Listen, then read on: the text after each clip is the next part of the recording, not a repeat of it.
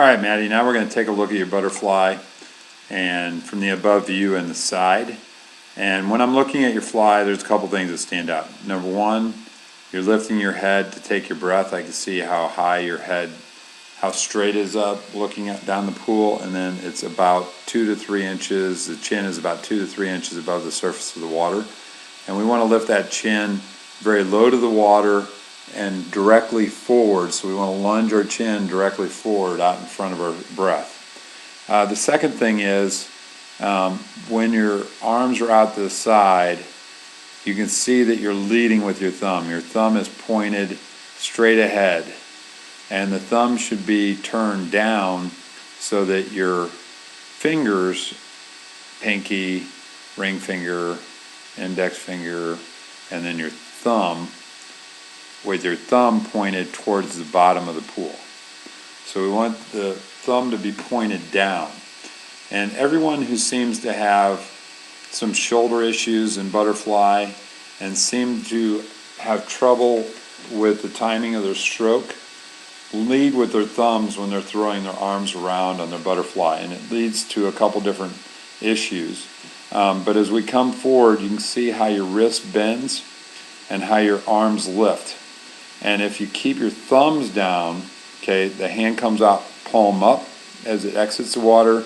It turns the thumb down as it's in this position. And you can see how high above the surface of the water your arms are. So your arm is up here with the wrist bent and the other arm's up here. We really want the hands just above the surface of the water. The arms are just above. They're not touching the water, but they're barely above it. So maybe an inch above the water. And your arms are, at your wrists, are 5 to 6 inches above the surface of the water. So it creates a point where you're creating pressure across the shoulders by having those hands so high.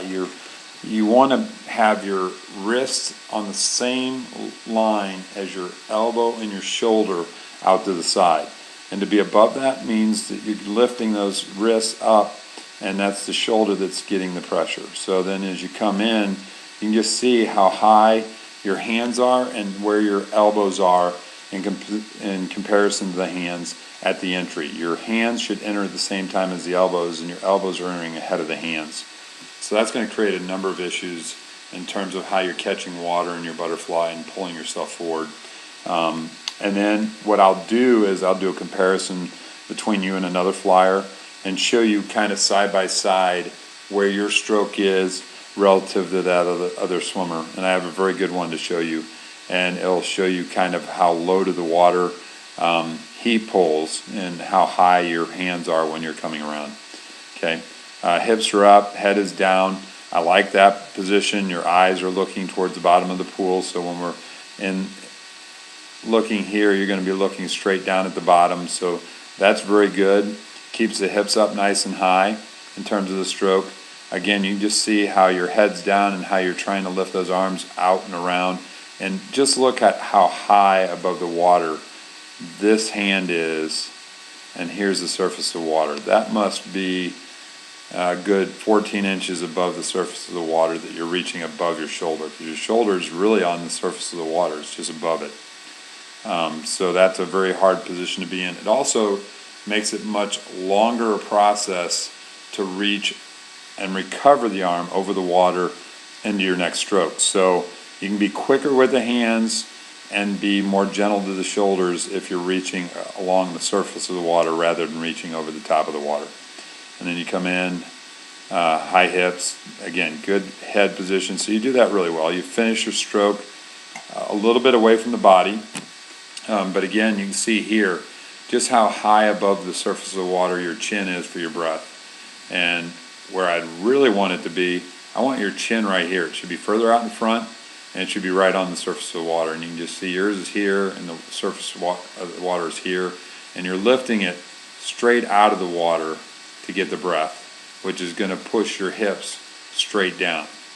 And we want the hips to stay high as possible, and we want to ride the surface of the water and use as much energy and make it less work to swim butterfly and move forward.